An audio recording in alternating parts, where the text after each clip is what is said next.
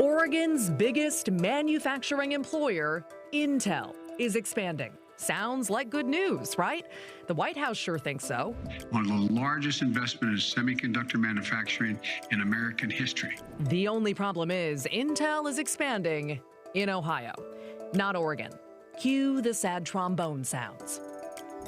I think Oregon does have to sort of step back and really think about its vision for manufacturing. And nearly 2 years into the pandemic, we still don't have solid numbers to prove whether more people have become homeless since COVID hit. But tonight, Multnomah County is finally doing their big sweeping count for the first time in 3 years. I mean, what can be done? I don't know, but something must be done. It's not getting any better. Here's the story. We always appreciate people like David when we meet them out on the streets and they want to talk to us and weigh in on the stories that are impacting them. He's experiencing homelessness. He wanted to talk about it. You'll hear from him later. I'm Maggie Vespa. Welcome to The Story, the show where we also really want to hear from you. Contact info is always at the bottom of our screen off the top of the show. You can email thestory@kgw.com or use that hashtag #TheStoryKGW. Our team is watching for your feedback as we speak. So let's get started. First up, our big story last Friday, Intel, Oregon's largest corporate employer, announced it will expand big time in Ohio. Yeah, it's going to invest $20 billion to build 2 new chip-making plants, and that could grow to $100 billion and a total of 8 plants, which left us thinking, hang on a minute, what's wrong with expanding in Oregon? Here's KGW's Pat Doris. They bring to Ohio today great news. Intel's latest expansion is great for the Midwest and, according to President Biden, great for America. This historic investment for Ohio, one of the largest investments in semiconductor manufacturing in American history. The campus will sit on 1,000 acres near Columbus, Ohio, and feature 2 plants where workers will build computer chips. It will create 7,000 construction jobs and, once built, employ about 3,000 people full-time. Intel CEO Pat Gelsinger said over time, the location could grow to 8 plants with a $100 billion total investment. This impact of a mega site like this is simply profound. A semiconductor factory is not like other factories. It's more like a small city supporting a vibrant community of services, suppliers, and ancillary businesses. You can think about this as a magnet for the entire tech industry. Which all sounds wonderful and great for Ohio, just like the $20 billion investment in Chandler, Arizona that Intel announced this past September. That also sounded great for Arizona. Intel is adding 2 new chip factories there, which all begs the question, why not Oregon? Why not build those plants in Oregon? The company already has 22,000 workers here in Washington County, so why not expand here? Governor Kate Brown was asked Tuesday whether she or the legislature could have done more to keep Intel's expansion in the state, or what they should do in the future to get the next expansion of a manufacturing company. So in my conversations with the CEO, Pat Gelsinger, he continues to highlight that Oregon is truly the crown jewel, particularly of their research and development, and that Intel technology begins in Oregon. And the governor said she will continue to work with Intel, but basically punted the rest of the question and never really answered either part. Intel issued a statement that Oregon is Intel's heart of R&D and will remain critical to Intel's factory work, and added that it regularly explores expansion opportunities, including in Oregon. But John Taponia, a policy advisor for Echo Northwest and someone who studies such issues, says Ohio was ready, Oregon is not. Ohio knew that they wanted to be ready for whoever might show up. So they've had sort of an aligned vision on trying to create an environment that would be attractive to a manufacturer like Intel. He said Oregon needs to decide first whether it wants to attract manufacturing plants in the future, and if so, start working now to make it easier for big companies to come here. So sort of getting over that, not only developable land, but land that's then been serviced and has some infrastructure together. That's sort of step one. Okay, but when I drive to Central Oregon, there are miles and miles and miles of open land. I mean, there's farmland around Salem and Woodburn, and there's a lot of stuff, isn't there? Yeah, there is an awful lot of land, but you need, you probably need access to an interstate, not to a small, 2-lane highway. If you're going to want sort of sizable activity going on, and you're going to have an infrastructure investment. He also said that does not happen fast. He thinks even if Oregon started now, it would take 5 to 10 years to have something ready. Okay, KGW's Pat Doris joining us now. So Pat, I mean, what was the key that made the difference here for Ohio? Well, the Columbus Dispatch newspaper has a really interesting write-through, kind of going, day by day and month by month on this. And it comes down to the efforts by the governor and the lieutenant governor and their spouses. They really lobbied Intel hard, and they were willing to do pretty much whatever it took from what the newspaper's reporting. So need a wider highway? Okay, no problem. Need more water brought to the area? Sure, no problem. And so they were very accommodating. But it's not like they had just a huge chunk of land that had all this infrastructure ready to go. They were able to identify quickly in the region a piece of land, but then they had to bring together all the players, all the government people and all that to try and make it work, and they did. And apparently every time Intel went out there, they just liked it more and more and more, and finally decided that's where they were going to make their big move. And so part of what is contrasting with Oregon is it appears that Oregon just does not have that sort of thing in place, ready to go. So you can see the one state leaning forward, really wanting to do this, getting everybody on board. The other, not so much. All right, good to know. Interesting walkthrough. Pat Doris, thank you so much. Let's talk about homelessness now, and something that's become kind of a common refrain for us on this show for more than 2 years at this point, or I should say nearly 2 years since the pandemic started. Every time we talk about our housing crisis, literally those people living unsheltered on the streets especially, we've had to utter this same qualifier. We've had to tell you it definitely looks like more people are homeless in Portland, and yes, experts predicted that would happen during the pandemic. But then we've had to add, we can't be sure. And the reason we can't be sure, the latest data we have tallying up the area's homeless population is from January 2019, pre-pandemic, way pre-pandemic. Well, that's about to change, courtesy of the point-in-time count. As we speak, more than 150 volunteers, literally right now, are fanning out across Multnomah County to literally count people experiencing homelessness.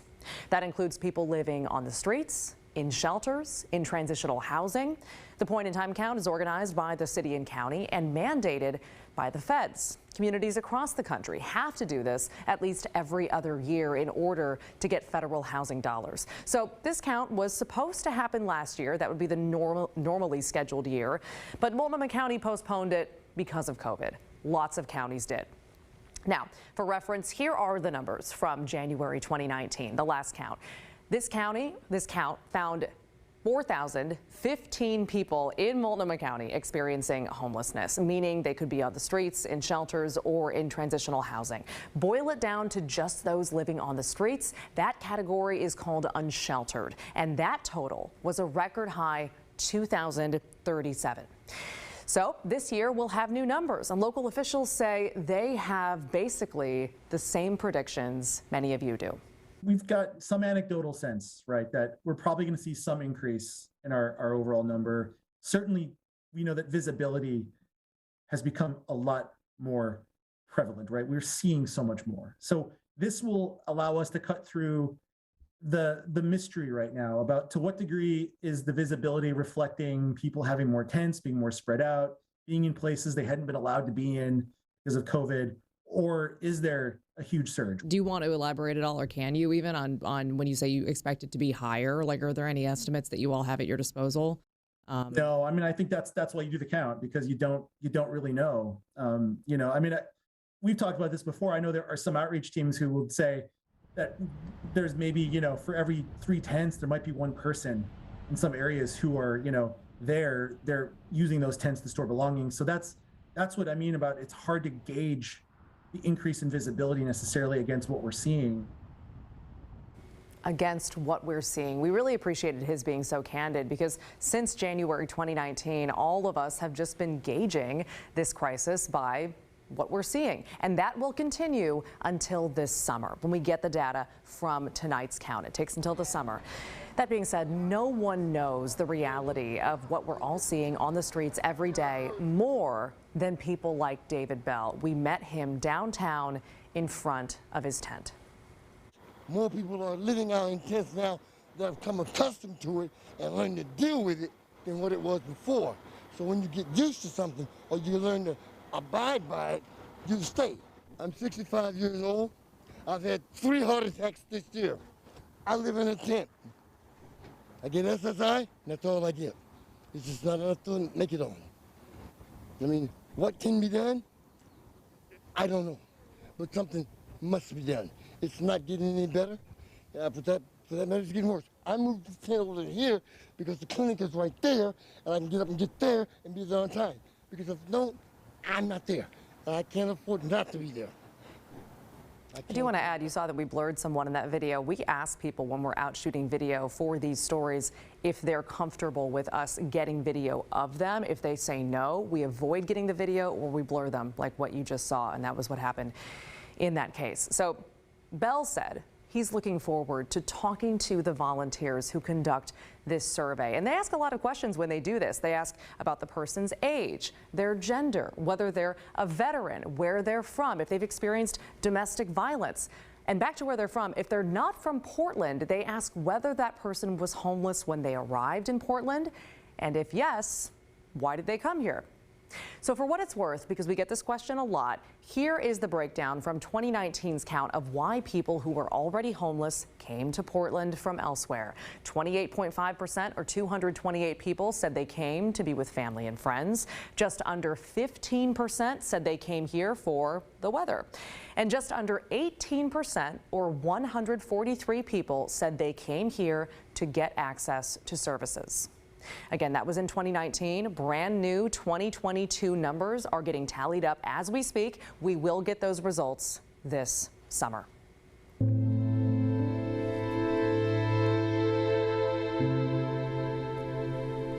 All right, let's turn now to a difficult but important conversation we featured on this show all week long. Our sister station in Atlanta produced a 3-part series focused on young Black children dying by suicide.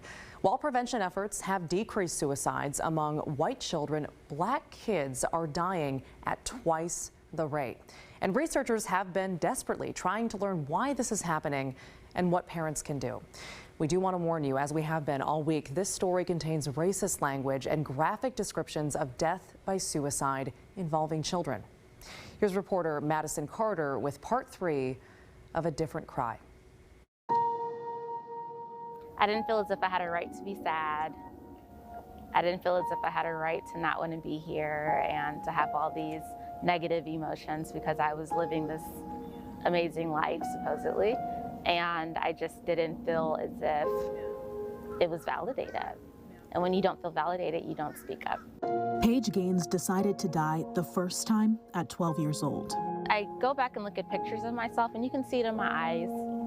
I was sitting there knowing that this was my time and it was my time to go. And I was very confident in that decision. I just took pill after pill and I went back into the bedroom. I just laid down, closed my eyes, and then the following morning I woke up. What did you feel when you woke up? Sadness and anger. I had the burden of knowing I tried to take my own life. Black children are dying by suicide at rates 2 times higher than their white peers. If you see that children, regardless of race, regardless of culture, if you see that children are dying and they're dying from something that is very often preventable, that should be something that alarms all of us. Parents can act now to change the conversation. What I say to parents is don't beat yourself up, right? You're doing the best you can. Do not ask kids, how was your day? Because you're gonna get fine. Instead, you change the question, reframe the question. Tell me something good that happened to you today. Tell me something bad that happened to you today. And then what did you think about that thing that happened to you? Keep pounding the table. Keep demanding that we put the resources in place and that we fund the resources that allow us to keep our children from dying by suicide. Giving kids support saves lives. We train police officers, we train doctors and things like that in suicide prevention, but if you train the teenager that's sitting next to the teenager that's suicidal, they can recognize those signs. A lot of people are struggling and we keep it to ourselves, but I've recognized that by me being transparent, it saved my life, and it's also saving other people's lives. That was Madison Carter reporting. If you or someone you know is in crisis, the Suicide Prevention Hotline is available 24 hours a day. That number's on your screen. It's 1-800-273-8255. It seems like the news coming out of Yamhill County just won't end. We have Nicholas Kristof trying to prove he's been a resident of that county for long enough to run for governor. Then we had the contentious Newburgh School Board recall that divided one of Yamhill's biggest cities. Now, a county commissioner is threatening her own health department because they won't publish false information about the COVID vaccine. Do you feel any responsibility for being an accomplice to pushing people away from the real science here? When the story continues.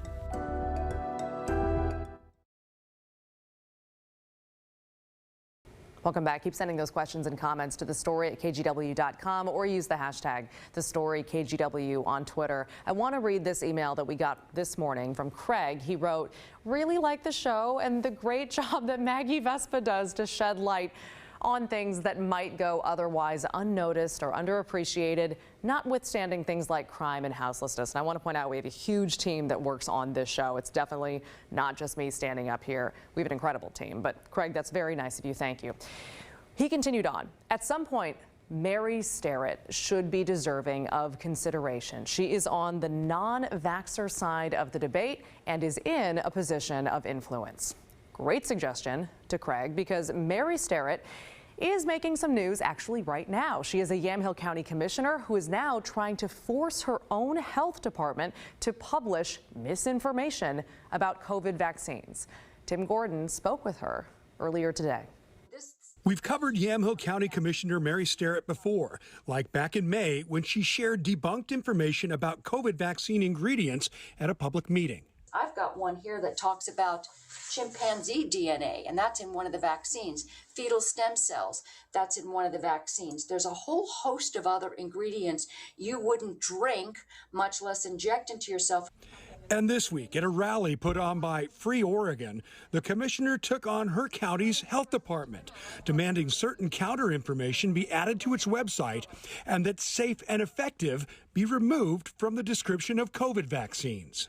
This Thursday, we're going to have what I call a showdown, and that is we're going to say this is what we want on the website. The information on the county website needs to reflect the truth, and it needs to be transparent. I asked Commissioner Sterrett about this today and about her plan to withhold a letter from commissioners that would keep the county's health department accredited by a nonprofit public health association unless she gets her way on the website.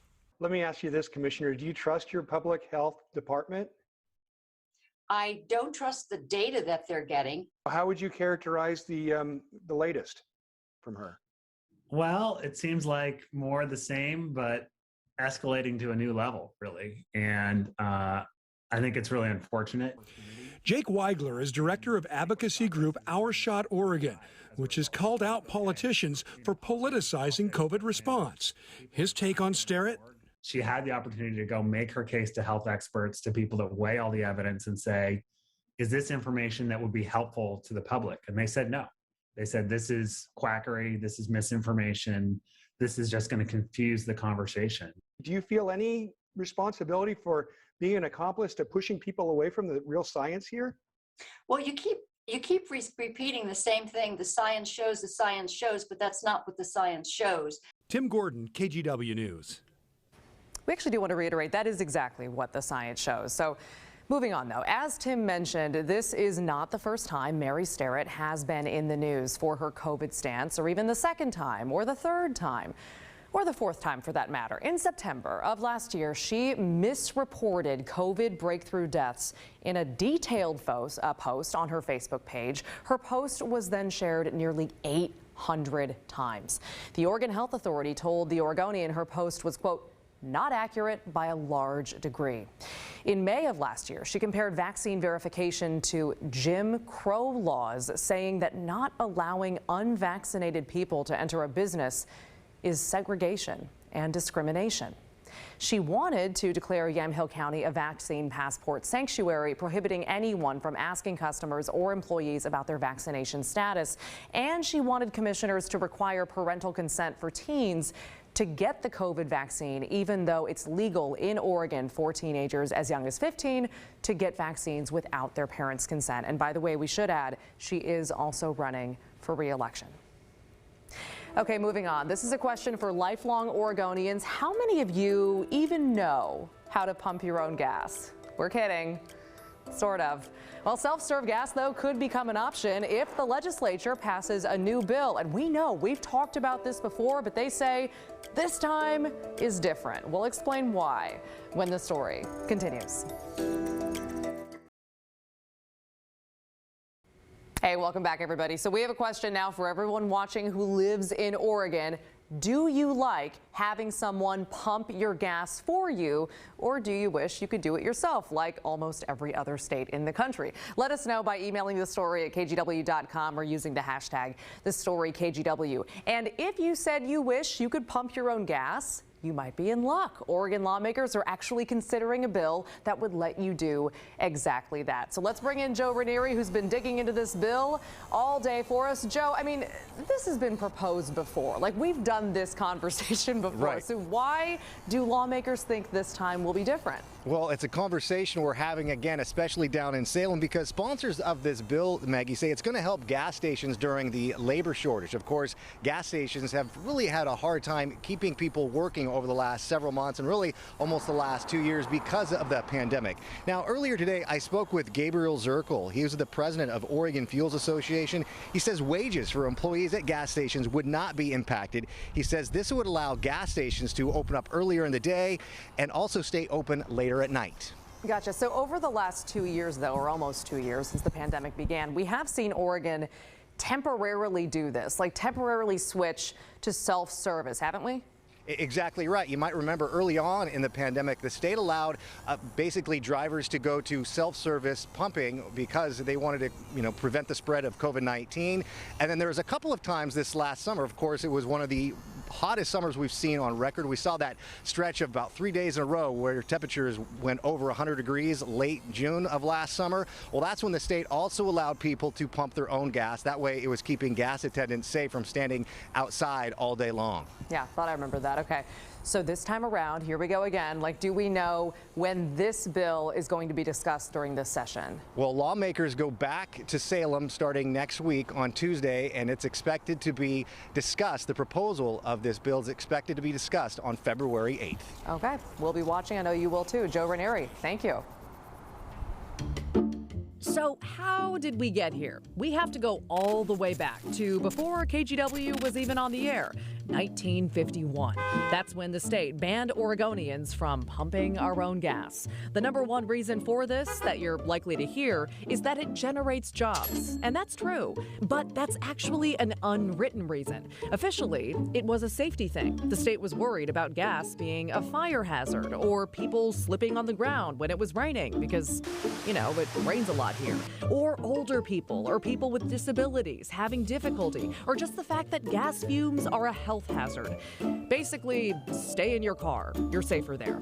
But there are some exceptions. If your vehicle needs diesel, you can pump that yourself. Or if you ride a motorcycle or a motorized scooter, pump to your heart's content.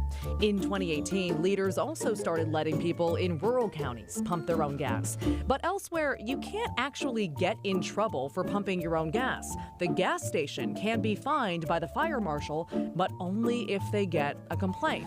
And those complaints are extremely rare. And that's how we got here. As we said, stay in your car. It's so dangerous out there. All right, keep sending in your questions and comments to the story at kgw.com. We're going to finish the show next. Finally, this week's Hey Help cause is the Humane Society for Southwest Washington. They help pets find loving homes, and they rely completely on donations to help care for the animals in their shelters. So if you want to help, hold your phone's camera up to the QR code on your screen. You can also go to kgw.com/heyhelp. And while you have that phone, follow us on Twitter at @TheStoryKGW or email thestory@kgw.com. That does it for this show. The news at 6:30 with Laurel Porter starts now. This is KGW News at